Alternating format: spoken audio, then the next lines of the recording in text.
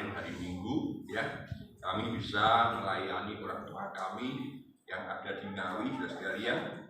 Jadi mulai Jumat itu kami pergi dari Sarongan ini untuk menemui orang tua kami yang usianya masuk tahun 92 sekalian.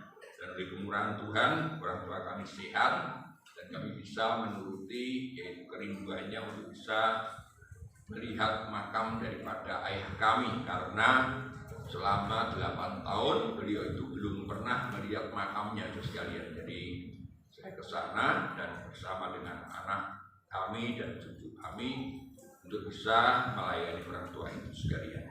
Puji nama Tuhan, kita bisa bersama-sama hadir pada saat ini dan kita akan mendengarkan firman Allah kembali sekalian ya. Kita akan dengarkan firman Allah, kita akan baca yaitu tentang korban tabisan sekalian dalam Keluaran pasal yang ke-19 sampai dengan 22. Mari tolong dibacakan Keluaran pasal yang ke-29 ayat 19 sampai dengan 22. Dari kitab Keluaran pasal 29 ayat 19 sampai 22. Demikian bunyi firman Tuhan.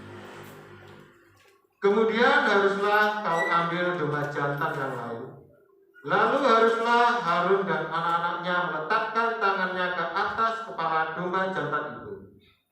Haruslah kau sembelih domba jantan itu, kau ambillah sedikit dari darahnya dan kau bubuh pada cuping telinga kanan Harun dan pada cuping telinga kanan anak-anaknya, pada ibu jari tangan kanan dan pada ibu jari kaki kanan mereka.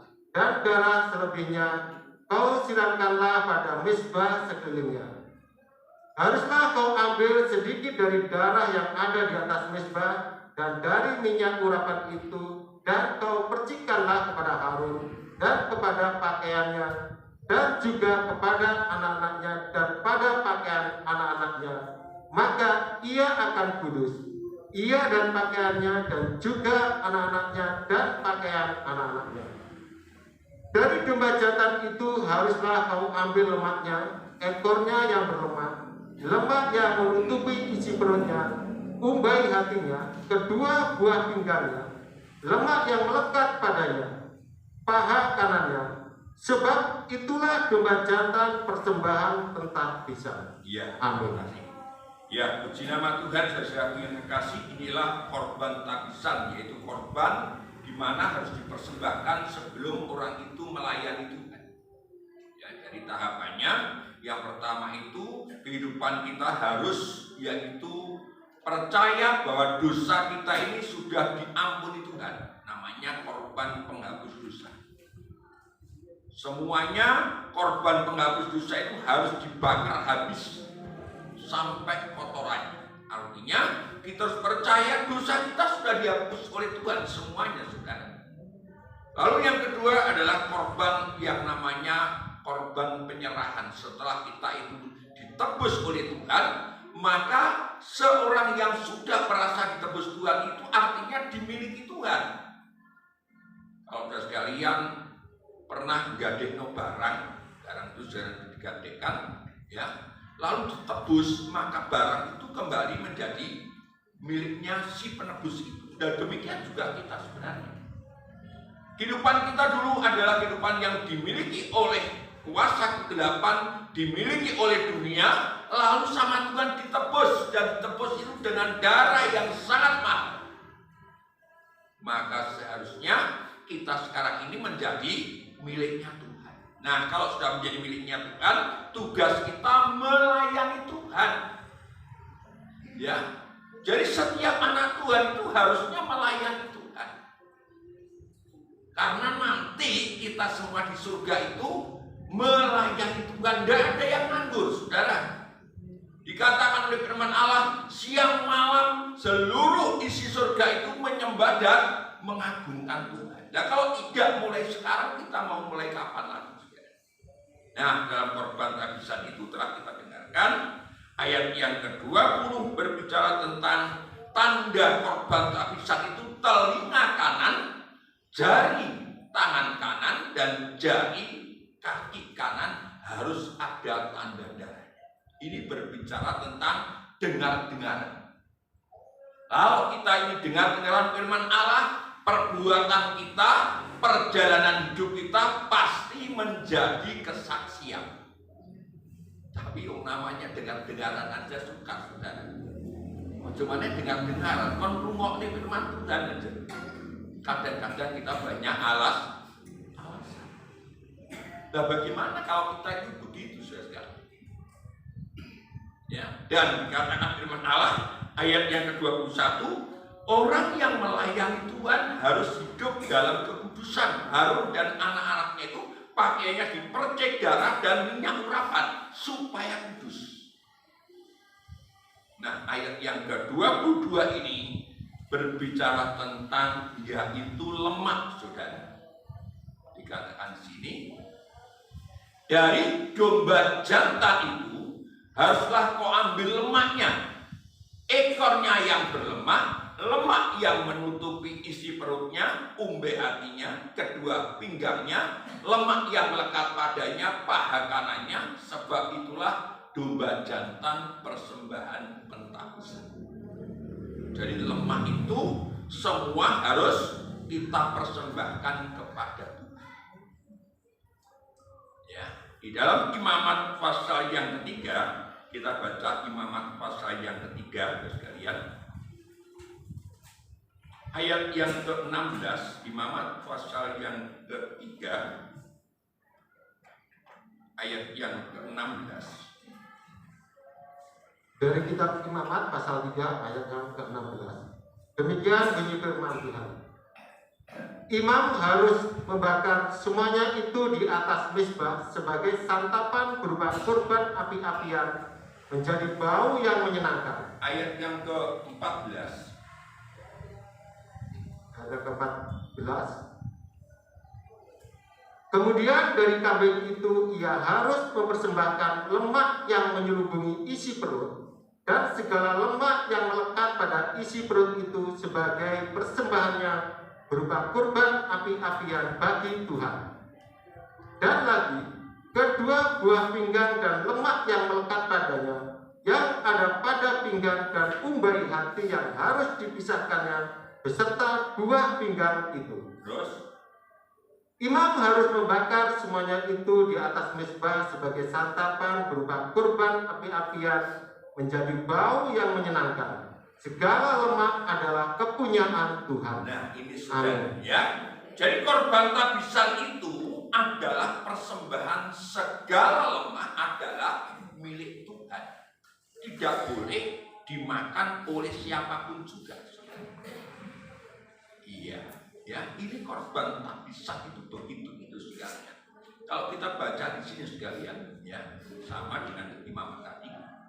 Dari domba jantan itu haruslah kau ambil lemaknya, ekornya yang berlemak. Tadi malam saya pikir itu, kalau ada sop buntut, biasanya sop buntut itu terbuat dari ekornya sapi, saudara.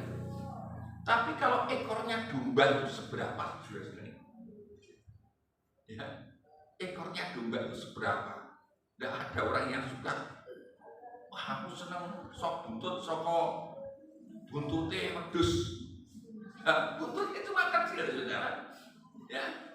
Tapi itu lemaknya harus dipersembahkan kepada Tuhan. Dikatakan firman Allah di sini, saudara. Ya. Yang menutupi isi perut. Jadi lemak yang menutupi isi perut itu, dalam perut itu ada namanya jeruan-jeruan. Kalau ditutupi lemaknya juga harus dipersembahkan. Umbe hatinya, kedua pinggangnya sampai paha kanan yang ditutupi, paha kanan itu dan paha kanannya harus dipersembahkan kepada Tuhan, karena lemak itu adalah miliknya Tuhan. Sebenarnya ini berbicara miliknya Tuhan. Sekalian saudara tentunya sudah mengerti. Ya. Miliknya Tuhan itu paling kecil adalah 1/10. Memang ada gereja yang tidak mengajarkan 1/10, tetapi gereja itu lebih daripada 1/10, sebab katakan semuanya memang harusnya miliknya Tuhan. Tetapi firman Allah mengajarkan di sini dia lain. Ya. Baik itu paha kanannya, baik itu pinggangnya, baik itu isi perutnya, baik itu ekornya, segala sesuatu yang ada lemaknya harus dipersembahkan kepada Tuhan. Ini artinya segala berkat yang kita terima itu ada miliknya Tuhan, saudara. Jangan sampai saudara sekalian mengatakan kalau berkat itu kecil milik saya, kalau berkat besar baru saya persepuluhkan. Salah. Karena itu adalah miliknya Tuhan. Baik berkat kecil, baik berkat besar, itu semua adalah miliknya Tuhan. Kalau kita percaya segala berkat itu adalah milik daripada Tuhan. Banyak yang berpikiran sekarang, saya kalau punya uang ya baru persembahan. Tapi kalau saya ini sekarang mendapatkan yaitu berkat mungkin berupa hasil tanaman, saya tidak persembahan. Salah. Saudara, salah sekali. Firman Allah katakan bukan begitu. Dan saya juga belajar begitu, saudara sekalian. Ya, entah itu saya terima berkat uang, entah itu terima berkat beras, entah itu berkat kerupuk, gadung atau apapun, itu dicatat. Saudara, saya ingin supaya hidup saya ini bisa menjadi berkat bagi orang lain dan saya bisa berkenan kepada Tuhan. Coba kita lihat di dalam Kejadian, saudara-saudara. Ya. Kejadian pasal yang keempat. Kejadian pasal yang keempat. Kejadian pasal yang keempat, kita baca ayat yang ketiga sampai dengan ayat yang kelima.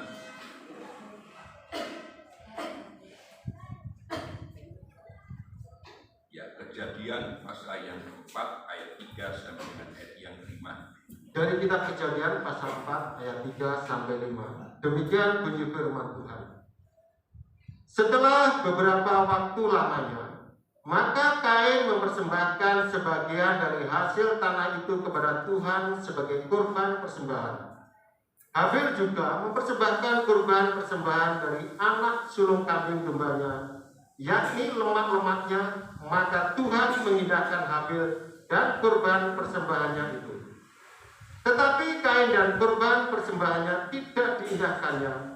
Lalu hati Kain menjadi sangat panas dan mukanya muram. Nah, ini sudah perhatikan. Ya.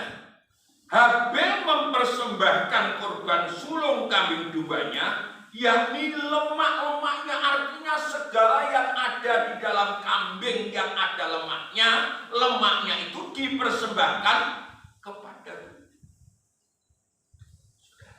Yang terbaik, karena lemak itu adalah miliknya Tuhan. Lemak itu yang terbaik itu yang dipersembahkan kepada Tuhan. Sedangkan Kain tidak. Sehingga Kain ini yaitu dikatakan ayat yang kelima, tetapi Kain dan persembahannya tidak diindahkan, lalu hati Kain menjadi panas dan mukanya muram. Mulailah Kain ini diintip oleh dosa. Perhatikan ini sekali. Apakah saudara sekalian ketika melihat seseorang diberkati Tuhan itu, saudara cemburu? Ya, saya katakan baik cemburu. Tetapi cemburu saudara sekalian ini apakah cemburu ilahi? Apakah cemburu panas hati? Saudara, seharusnya Kain pada waktu itu mengoreksi, kenapa ya adikku mau diberkati, kenapa ya? Ini harusnya saudara sekalian mulai berpikir, kenapa jemaat itu kok diberkati, kenapa saya tidak? So, ketika kita itu ada persembahan, ya Tuhan jauhkan dari keinginan hati saya, saudara. Saya kalau khotbah persembahan, sebenarnya khotbah itu jangan sampai saya doakan, jangan sampai jemaat-jemaat katakan paling-paling persembahannya umanan itu kurang sehingga dia khotbah persembahan. Tidak. Karena memang waktunya sekarang ini yaitu berbicara lemah, saudara. Ya. Jadi adakah kerinduan saudara sekalian? Kenapa dia diberkati atau aku kok tidak? Ini yang harus menjadi tanda tanya saudara, karena hidup kita itu hidup di dalam lingkungan berkat yang datang daripada Tuhan ketika kita mau melakukan firman Tuhan. Saudara, cuma kadang-kadang kita kurang peka dalam hal ini. Karena kita katakan itu adalah hasil kerja saya, itu karena hasil usaha saya, itu karena hasil kekuatan saya. Disitulah kegagalan kita jadi anak Tuhan. Sehingga seringkali kita itu meninggalkan pekerjaan Tuhan. Karena kita merasa kita itu kuat. Apalagi kalau itu sudah hobi saja. Wah, kalau ini hobi kok. Pun jenenge hobi ini buat sakit ditinggalin. Betul. Tetapi mari kita lihat apakah hobi saudara sekalian itu berkenan kepada Tuhan atau tidak. Sehingga kadang-kadang kita meninggalkan pekerjaan Tuhan karena hobi. Salah. Saudara, suatu saat kita akan berhadapan dengan Tuhan. Coba kita lihat bagaimana keadaan seseorang kalau itu bisa mempersembahkan persembahan yang benar kepada Tuhan, saudara. Kejadian pasal yang ke-14. Kejadian pasal yang ke-14. Nanti di rumah baca ayat 1 sampai dengan ayat yang ke-16, saudara. Ya, kita baca ayat yang ke-16 sampai dengan ayat yang ke-20. Ya, Kejadian pasal yang ke-14 ayat 16 sampai dengan ayat yang ke-20. Dari kitab Kejadian pasal 14 ayat 16 sampai 20. Demikian bunyi firman Tuhan. Dibawanyalah kembali segala harta benda itu, juga Lot, anak saudaranya itu, serta harta bendanya dibawanya kembali. Demikian juga perempuan-perempuan dan orang-orangnya. Setelah Abram kembali dari mengalahkan Kedorlaomer dan para raja yang bersama-sama dengan dia, maka keluarlah Raja Sodom menyongsong dia ke lembah Seba, yakni lembah raja. Melkisedek, Raja Salem, membawa roti dan anggur. Ia seorang imam Allah yang maha tinggi. Lalu ia memberkati Abram, katanya, diberkatilah kiranya Abram oleh Allah yang maha tinggi, pencipta langit dan bumi. Dan terpujilah Allah yang maha tinggi, yang telah menyerahkan musuhmu ke tanganmu. Lalu Abram memberikan kepadanya 1/10 dari semuanya. Nah, Amin. Ya, ini ceritanya Lot kepunyaan Abram itu ditawan oleh namanya raja, yaitu Kedorlaomer, saudara, bersama dengan tentara. Lalu Abraham karena sudah bisa sekalian. Lalu Abraham ini diberitahu kepunyaan itu loh ditawan oleh Kedorlaomer. Lalu Abraham ini sekalian, ya, Abraham ini pada waktu itu namanya belum Abraham, tapi masih Abraham, saudara sekalian. Ya, lalu Abraham ini mengumpulkan tenaga-tenaganya. Saya tidak habis pikir bagaimana caranya Tuhan itu kok membuat Abraham ini bisa menang. Karena dia itu bukan seorang tentara, tapi karena Tuhan yang menyertai Abraham itu luar biasa. Sehingga Abraham ini menyerang Kedorlaomer dan Kedorlaomer kalah. Lalu Lot ini sekalian diambil pulang, dibawa. Padahal Abraham itu sekalian sangat menolong Lot. Ya, tapi Lot ini sekalian kepunyaan yang kurang begitu berterima kasih. Saudara, ya. Dulu ceritanya Lot ini bersama Abraham ini keluar dari tanah Uz Kadim dan dia masuk tanah Kanaan. Di situ Lot itu diberkati Tuhan. Tapi tapi gembala-gembala Lot ini berperang, bertarung atau yaitu bertengkar dengan gembala-gembalanya Abraham. Lalu pisah. Lot, saya ini daripada geger terus, pilih kamu kalau ke timur, aku yang ke selatan. Kalau kamu ke timur, aku ke barat. Kalau kamu utara, aku ke barat, ke selatan. Lalu Lot ini milih yang paling bagus. Kadang-kadang begitu, saudara. Kadang-kadang kita itu menolong seseorang, balasannya orang api. Tapi jangan sampai saudara sekalian putus asa untuk tidak menolong. Tetap menolong saja. Mungkin orang katakan, oh manang itu dulu kayak dulu asuh kecepit. Saya dulu gak belajar, apa sih asuh kecepit? Kadang-kadang kalau kita nolong anjing yang kecepit, kita nolong malah dia nyanyi. Tapi jangan putus asa, saudara. Ini Abraham itu begitu itu. Nah, ketika Abraham ini menang, maka datang di situ tiba-tiba yang namanya Melkisedek, Raja Salem, membawa roti dan anggur. Ini berbicara perjalanan suci, saudara. Ya. Dan ketika Abraham ini diberkati oleh yaitu Melkisedek, diingatkan Abraham ini memberikan kepada Melkisedek yaitu 1/10 dari semuanya. Jadi apa saja yang didapat itu diperpuluhkan. Seperti tadi, lemak, baik itu lemak yang ada di paha kanan yang sampai kepada buntut itu dipersembahkan. Harusnya memang begitu itu. Dan ketika Abraham baca terus itu, Abraham ini sekalian lalu disuruh untuk mengambil benda. Abraham tidak mau. Saya tidak akan mengambil benda sedikit pun, sampai sebenang sehelai pun tidak akan saya ambil, supaya kamu nanti jangan sombong. Orang yang tidak bisa mengasihi Tuhan sebenarnya itu karena kesombongannya, saudara. Merasa dia mampu. Ya, tak elek ayo tahu kebaktian buat lo. Ya mau, saudara. Dia di uang kemana? Ayo aku baktian. Aku senang, aku hobi ini orang. Ya sudah. Tetapi ingat kita di sini, suatu saat kita akan berhadapan dengan Tuhan. Tapi begitu Abraham sekalian memberikan persepuluhan, pasal 15 itu berbicara tentang perjanjian.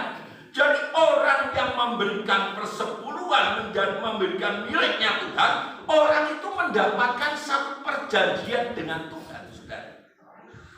Apa yang mustahil tidak menjadi mustahil kalau saudara dan saya bisa mengasihi Tuhan. Mengasihi Tuhan, mempersembahkan persembahan yang berkenan kepada Tuhan. Kalau sudah baca ini ayatnya begitu.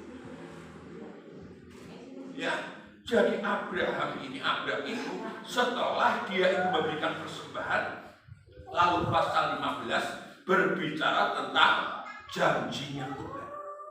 Kamu akan kuberkati anak cucumu seperti bintang di langit. Luar biasa. Kita lihat satu kisah lagi sekalian. Kejadian pasal yang ke-28. Kejadian pasal yang ke-28.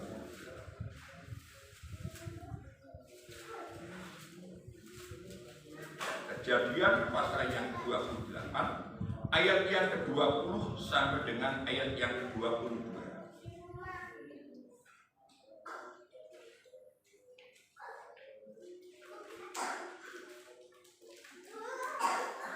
Dari kitab Kejadian pasal 28 ayat 20 sampai yang ke-22.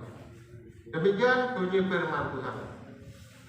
Lalu bernasarlah Yakub, jika Allah akan menyertai dan akan melindungi aku di jalan yang kutempuh ini, memberikan kepadaku roti untuk dimakan dan pakaian untuk dipakai, sehingga aku selamat kembali ke rumah ayahku, maka Tuhan akan menjadi Allahku.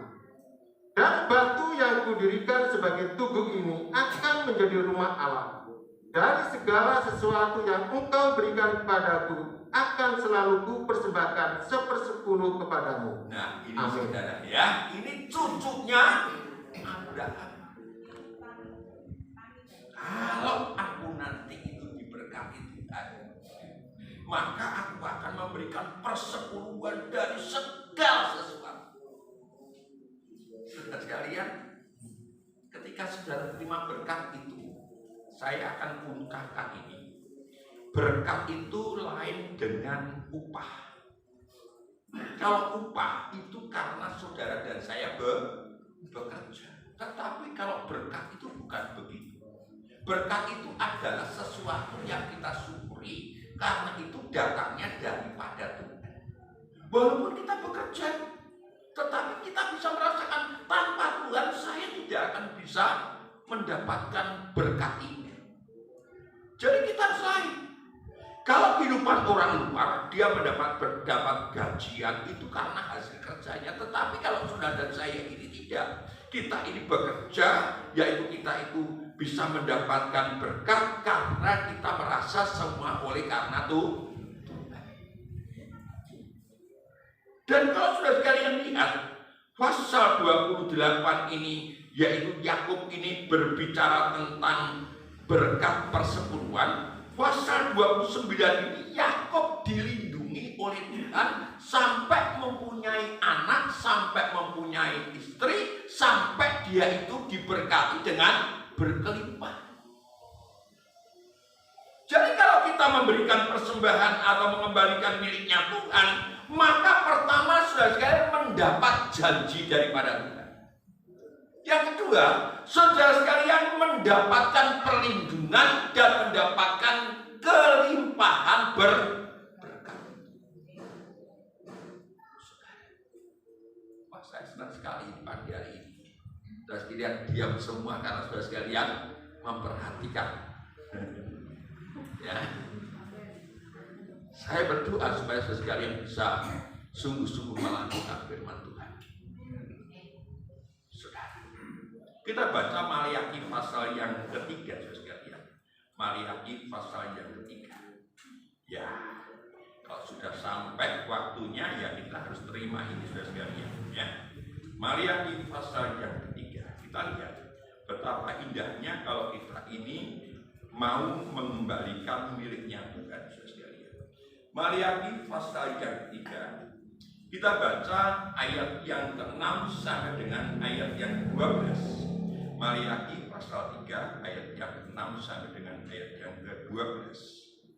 Dari kitab Maliaki pasal 3 ayat 6 sampai yang ke-12. Demikian bunyi firman Tuhan. Perikopnya, pembayaran persembahan persepuluhan menyenangkan hati Allah. Ya.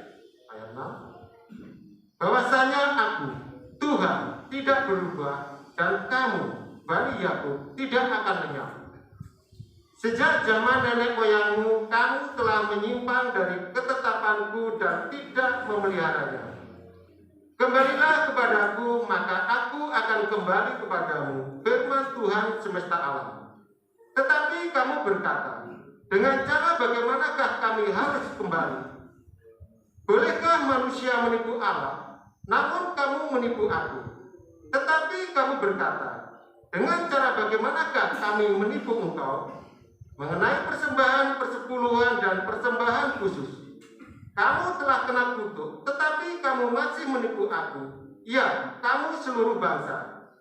Bawalah seluruh persembahan persepuluhan itu ke dalam rumah perbendaharaan, supaya ada persediaan makanan di rumahku, dan ujilah aku, firman Tuhan semesta alam. Apakah aku tidak membukakan bagimu tingkat-tingkat langit dan mencurahkan berkat kepadamu sampai berkelimpahan? Aku akan menghadik bagimu belalang-belalang, supaya jangan dihabisinya hasil tanahmu, dan supaya jangan pohon anggur di padang tidak berbuah bagimu, firman Tuhan semesta alam.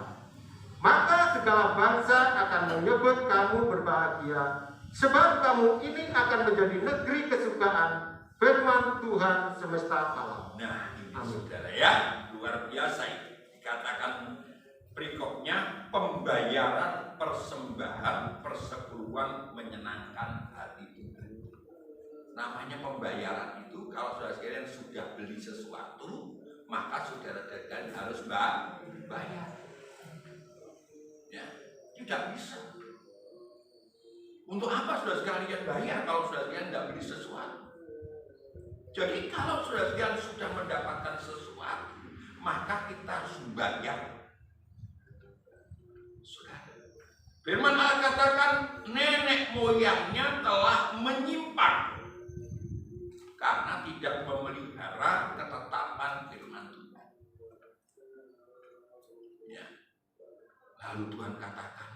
marilah kembali kepadaku, maka aku akan memulihkan keadaan.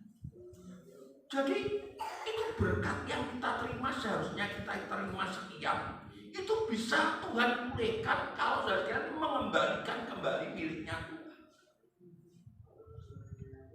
Orang-orang berkata, ini orang Israel memang orang yang suka berdebat, saudara. Tahu firman Tuhan tetapi tidak mau melakukan. Dengan cara apa kami menipu Engkau Tuhan? Nah itu sekalian. Jadi kalau kita itu mengembalikan miliknya Tuhan, seringkali kita itu kurang jujur. Ya, seringkali kita kurang jujur. Aku tahu terima berkat ini ya saya tidak. Kalau terima berkat ini saya tidak. Kurang jujur, saudara.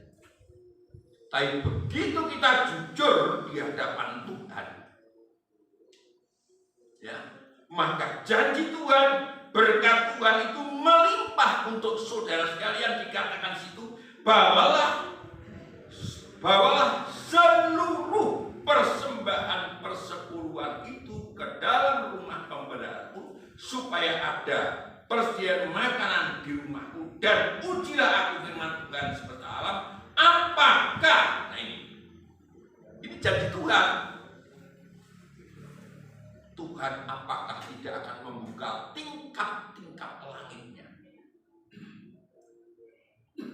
Tuhan berjanji akan menurunkan hujan.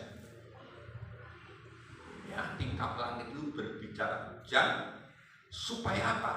Supaya tanaman-tanaman kita itu bisa tumbuh, dan Tuhan sanggup menjaga tanaman kita dari hama perang, saudara. Supaya kita panen dan supaya hidup kita itu disebut menjadi bangsa yang berbahagia. Saudara, mari kita belajar. Saudara sekalian, ya, sebentar lagi kita tinggalkan tahun 2021 ini. Kalau kita mau dipulihkan Tuhan, kita harus mulai belajar untuk benar di hadapan Tuhan. Saudara, kalau tidak suka sekali, iya, ya suka sekali. Saya pun juga belajar, saudara. Ya, saya ini belajar. Belajar itu tidak ada habis-habisnya sampai kita nanti masuk dalam kerajaan surga. Di situ baru kita selesai lulus belajar dari melakukan firman Tuhan itu. Mari kita rasakan bagaimana indahnya pertolongan Tuhan. Tuhan itu sudah memberikan yang terbaik untuk kita, maka kita pun juga harus belajar memberikan yang terbaik. Kita baca di dalam Ibrani, saudara sekalian, ya. Kalau di dalam perjanjian baru itu tidak disebutkan, bukan berarti tidak penting. Tetapi kalau disebutkan berarti memang dalam perjanjian lama itu ada kaitannya dengan perjanjian baru, saudara. Ya. Ibrani pasal yang ke-7, Ibrani pasal yang ke-7. Ibrani pasal yang ke-7 ayat 1 sampai dengan ayat yang ke-4.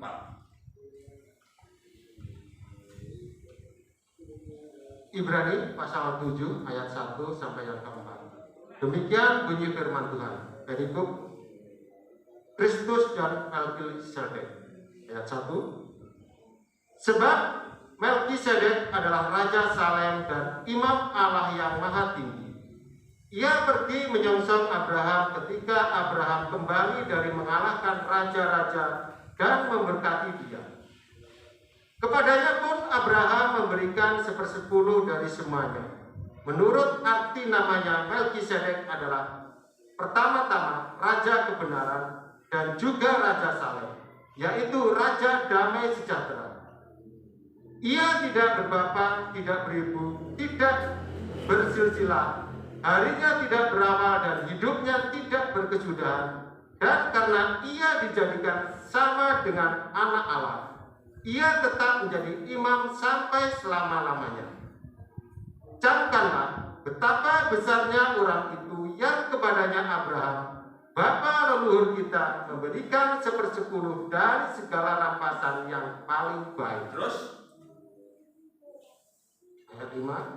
Dan mereka dari anak-anak Lewi yang menerima jabatan imam mendapat tugas menurut hukum Taurat untuk memungut persepuluhan dari umat Israel, yaitu dari saudara-saudara mereka, sekalipun mereka ini juga adalah keturunan Abraham. Terus ayat 6. Tetapi Melkisedek yang bukan keturunan mereka memungut persepuluhan dari Abraham dan memberkati dia, walaupun ia adalah pemilik janji. Nah ini saudara sekalian, Amin. perhatikan di sini. Jadi yang disebut Melkisedek itu adalah dikatakan di situ yaitu raja kebenaran, raja damai sejahtera, tidak berayah dan tidak beribu. Siapa itu? Yaitu Allah sendiri, yaitu Tuhan Yesus Kristus. Kepada Tuhanlah maka Abraham ini memberikan persembahannya, mengembalikan persembahan persepuluhannya kepada Tuhan. Ini yang seringkali membuat saudara sekalian ini juga terganggu. Perpuluhan kanggo sapa ya? Nek perpuluhan kanggo mana kan yo enak mana. Perpuluhan itu bukan untuk manusia, saudara. Saya memang diizinkan Tuhan untuk menikmati perpuluhan itu. Tetapi tujuan pokok kita mengembalikan persepuluhan adalah kepada Allah, kepada Tuhan.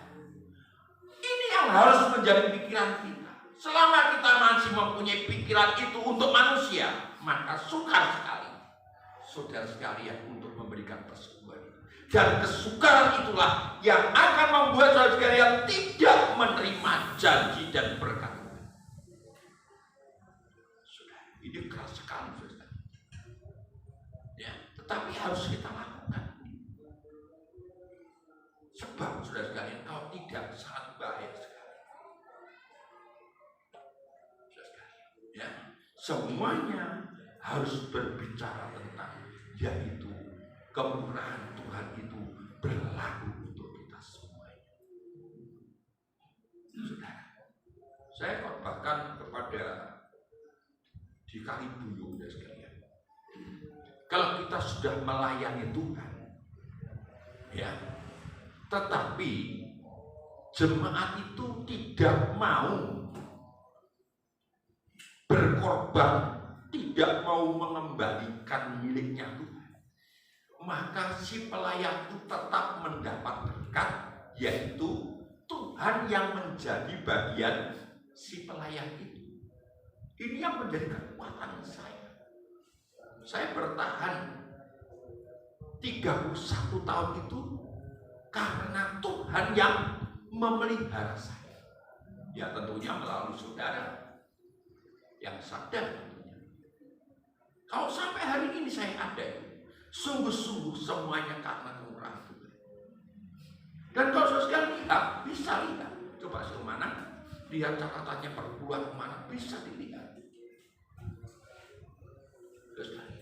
Saya kembalikan perpuluhan itu kepada sinode, yaitu Gereja Pantekosta Tabernakel yang ada di Surabaya.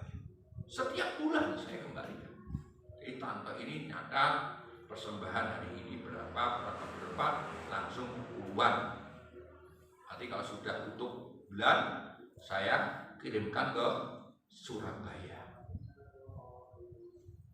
Dan apa yang saya lakukan dengan perpuluhan itu sekalian, ya, itu saya bisa berbagi memang begitu kepada orang-orang yang hidup di pastori, kepada para janda-janda.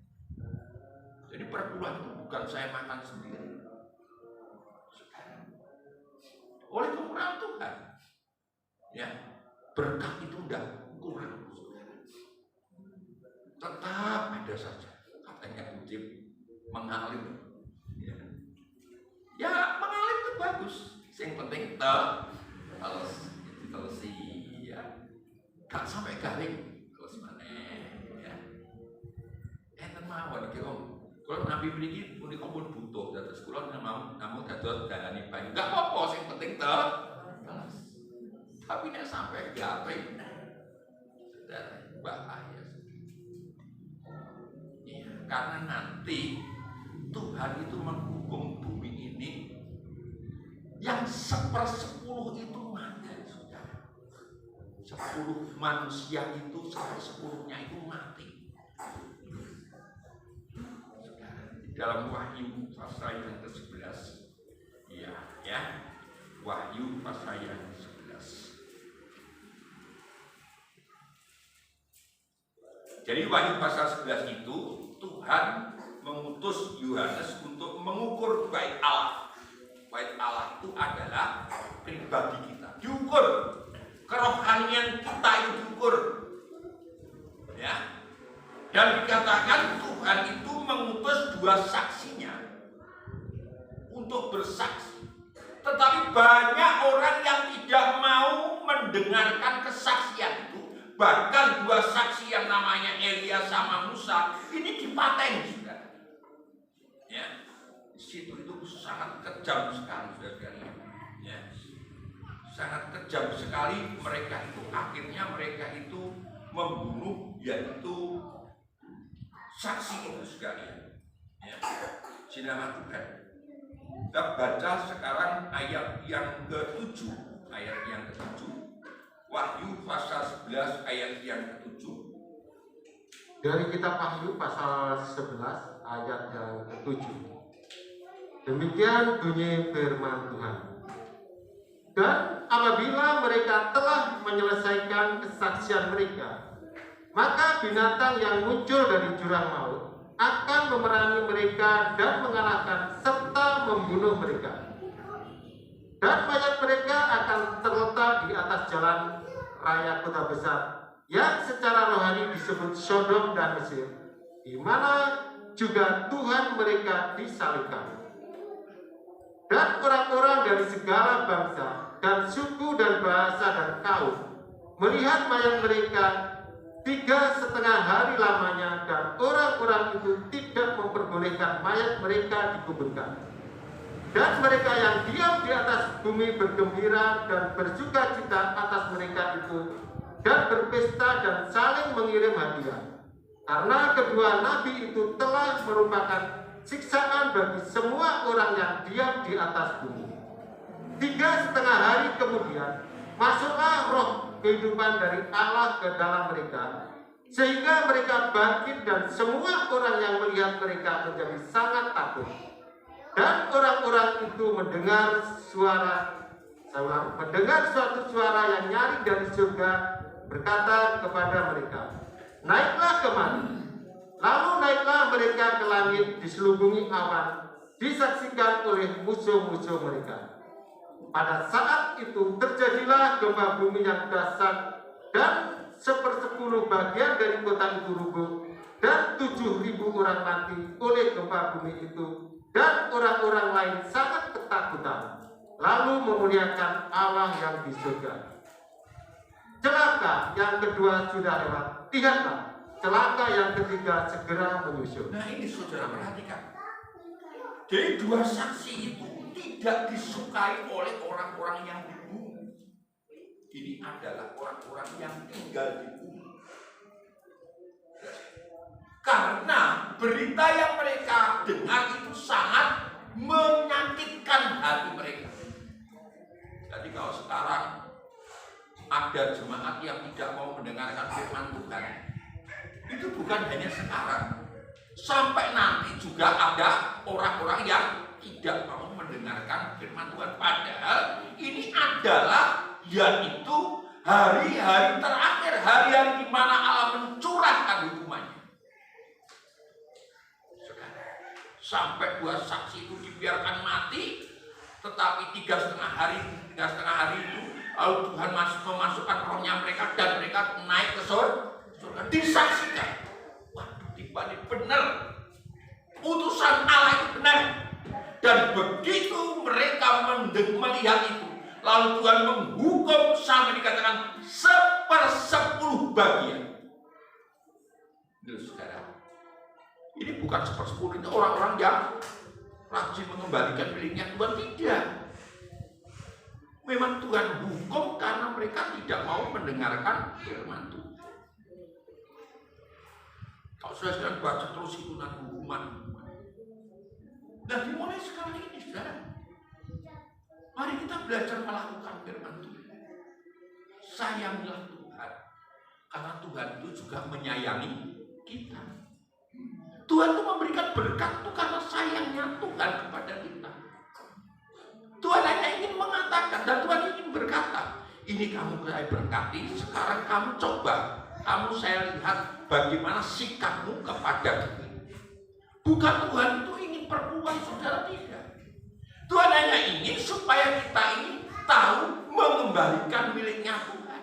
Tuhan itu sangat kaya, saudara. Tetapi Tuhan ingin supaya kita itu melakukan apa yang diperintahkan oleh Tuhan. Sebagai bukti kita itu mengasihi Tuhan. Mari kita belajar. Seberapapun kalau saudara sekalian yang terima berkat, yang saya katakan berkat itu datang daripada Tuhan. Kita belajar untuk kembali kepada firman Tuhan. Kalau kita diberi waktu yang banyak oleh Tuhan, mari kita kembali untuk mempersembahkan waktu kita kepada. Jangan waktu itu di PKB. Yang penting aku minggu ini besok. Yang baik itu minggu datang gereja. Tapi bukan itu yang diperintahkan. Tuhan ingin supaya hati kita itu hati yang penuh kasih kepada Tuhan.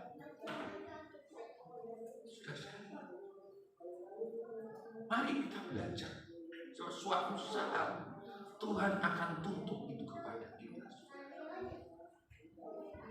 Iya. Saya bukan nakut-nakut ini karena firman Allah memang berkata begini. Dan 1/10 itu harus kita lakukan karena kita ini sungguh-sungguh merasa berkatnya datang dari mana. Kalau saudara kembalikan, ini Tuhan hasil sama aku, sama dari kamu, ini tak kembalikan berapa namanya sombong. Tidak usah kita itu berkata begitu karena kita sudah merasakan tentang berkat Tuhan itu. Itu suatu kewajiban yang harus kita lakukan. Kita lihat salah satu orang yang sombong, sekalian. Ya, salah satu orang yang sombong. Kalau ketemu yang puji Tuhan sekalian, ya, dikatakan sini itu Lukas pasal yang ke-18. Lukas pasal yang ke-18. Ya, Lukas pasal yang ke-18 ayat 9 sampai dengan ayat yang 14.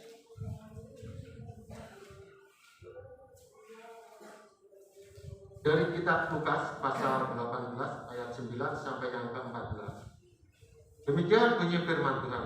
Berikut perumpamaan tentang orang Farisi dengan pemungut juga. Ayat 9. Dan kepada beberapa orang yang menganggap dirinya benar dan memandang rendah semua orang lain, Yesus mengatakan perumpamaan ini.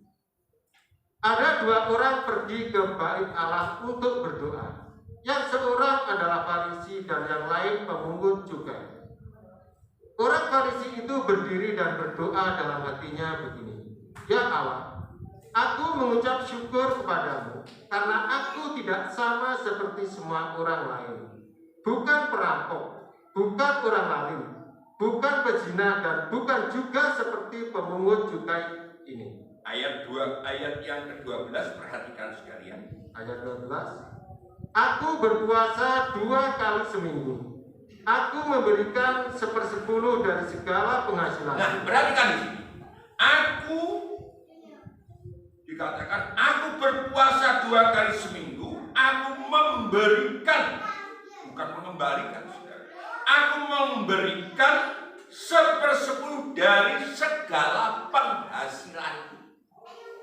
Jadi dia itu merasa bahwa itu bukan berkat, itu adalah hasil usahanya, dan itu bukan merupakan satu kewajiban, tetapi itu merupakan satu dikatakan memberikan. Kalau saudara sekalian mengembalikan atau berkorban perpuluhan itu namanya bukan korban, itu memang haknya Tuhan. Merupakan satu kewajiban setiap berkat yang kita terima memang harus kita kembalikan kepada Tuhan. Terus kita baca ayat 13. Tetapi pemungut cukai itu berdiri jauh-jauh, bahkan ia tidak berani menengadah ke langit, melainkan ia memukul diri dan berkata, Ya Allah, kasihilah aku, orang berdosa ini. Aku berkata kepadamu, orang ini pulang ke rumahnya sebagai orang yang dibenarkan Allah dan orang lain itu tidak. Sebab barang siapa meninggikan diri, ia akan direndahkan, dan barang siapa merendahkan diri, ia akan ditinggikan. ya. Amin. Makasih. Di dalam dunia ini hanya ada dua, saudara. Kalau tidak malam ya siang, kalau tidak sore ya pagi, kalau tidak hitam ya putih. Manusia itu begitu. Ada yang suka membenarkan diri, ada yang suka merendahkan diri. Saudara. Jadi kita itu harus bisa memilih sekarang. Harus bisa memilih bagaimana sikap kita untuk bisa kita menjadi anak-anak Tuhan yang baik, saudara. Ya, kita harus mulai berpikir ke sana. Kalau kita itu mau supaya Tuhan itu memberikan janji sampai janji tergenapi, sampai kita diberkati, cara satu, melakukan firman Tuhan. Hanya itu saja. Tidak ada jalan lain. Setiap kali firman Allah pasti tergenapi oleh Tuhan, karena Tuhan itu kalau sudah berjanji pasti Dia tepat. Mari Bapak Ibu sekalian, ya, kita tutup korban tahbisan ini.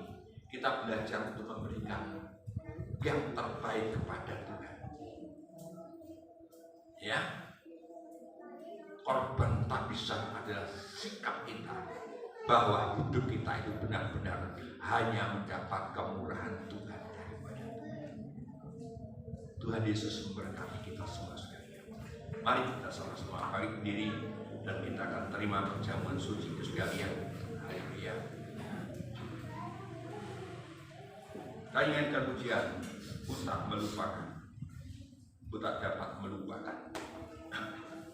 Kasihnya Tuhan itu sungguh luar biasa.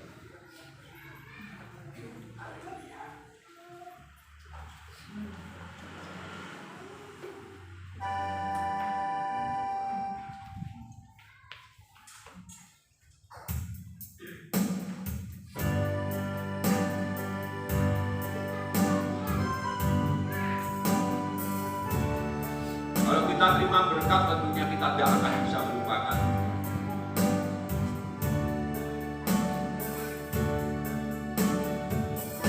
Tak dapat lupakan kebaikan yang ku terima, pengorbananmu yang mulia, jadikan ku berharga.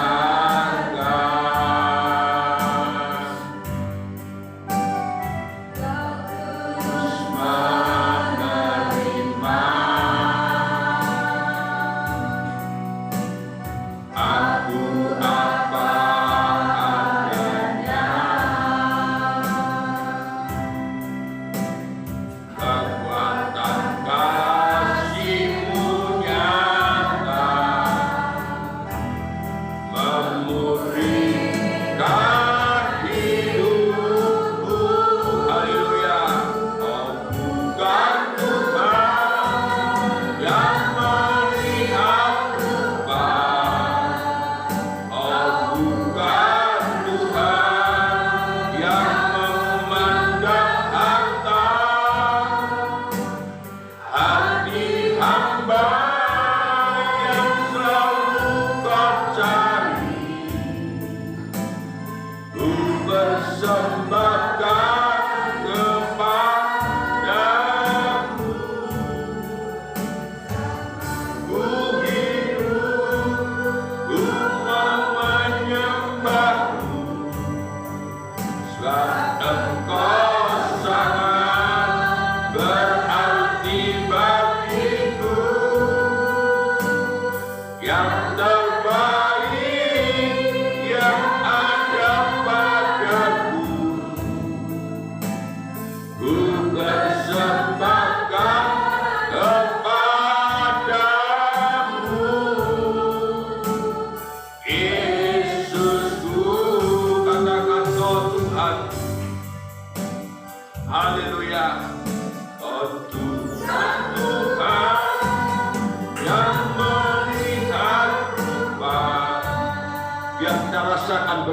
Tuhan.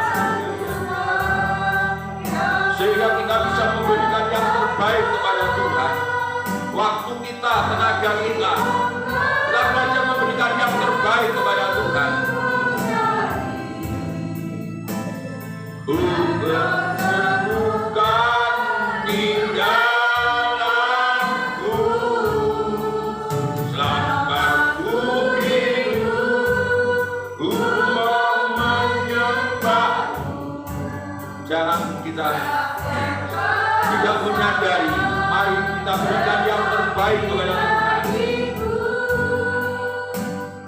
Yang terbaik yang ada padaku, ku persembahkan kepadaku. Yesusku, katakan yang terbaik yang ada padaku.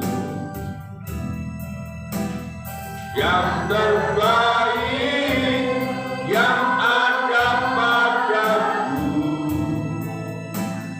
ku persembahkan kepadamu. Yesusku, mari kita sembah Dia, biar kita belajar memberikan yang terbaik kepada Tuhan. Haleluya. Hanya Tuhan yang patut kita sembah.